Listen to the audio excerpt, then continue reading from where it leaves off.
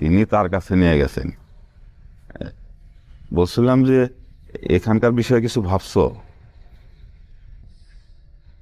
না চাচা, আমি তো আসলে তেমন কিছু জানি না, সব কিছু একটু বুঝে নেই, তারপর বাকিদের সাথে কথা বলে সিদ্ধান্ত নেওয়া যাবে।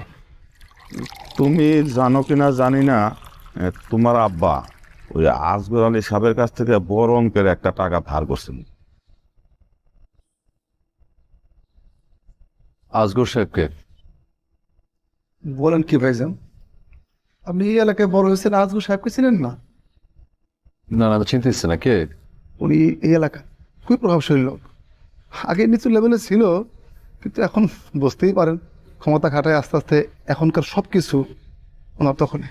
দাঁড়াও, আরে উনি কি ওই কামারপাড়া রাজগড়?